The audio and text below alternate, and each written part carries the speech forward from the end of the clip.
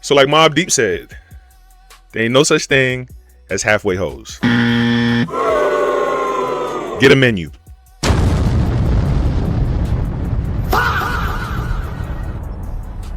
So to think that when a man approaches you innocently to court you for sex, and you see it as an opportunity to pimp him, you got to make up your mind and decide who you want to be.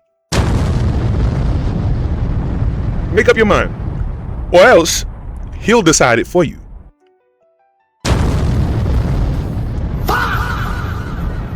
So most men inherently grow up with a healthy understanding and respect for business, you see?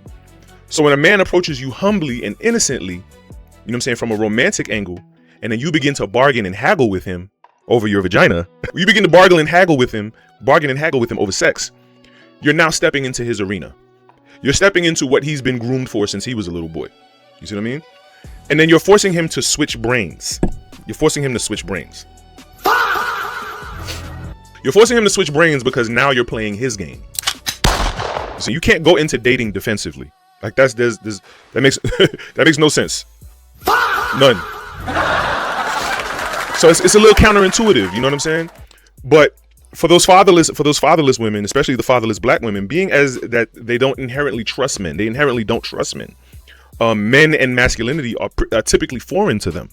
You know what I mean? So their fear of men or their fear of masculinity is disguised as feminine empowerment. So the shield eventually becomes a cage. When he begins to negotiate with you, like he's been doing since he was a little boy, for you to be offended is counterintuitive, because ultimately you brought it on yourself.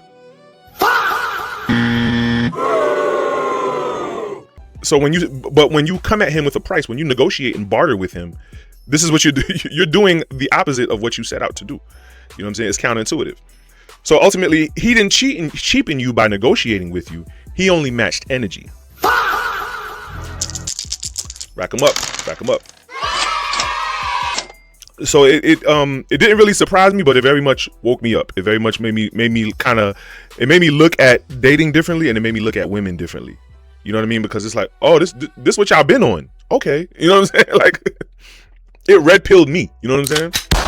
The same way little girls grow up playing house and dreaming of their wedding day, little boys are constantly groomed and grow up in business and in competition. They're constantly trading and negotiating and bartering and bargaining. You know what I mean? She started teaching me. You know what I'm saying? She really started teaching me. She leveled me up. And low key, lo and behold, a lot of her teachings were very red pill-ish. You know what I'm saying? It's just red pill for women. You know what I mean? That's the way I see it. That's the way I see it. 777, rack them up. So, and it's cool that, you know, the women are gravitating to a message that empowers and emboldens them, but it has to be taken with a grain of salt. You know what I mean? And when I say a grain of salt, it should be considered critically and not followed blindly without exercising personal judgment. That's basically, you have to exercise some personal judgment. That's basically what I mean when I say take it with a grain of salt.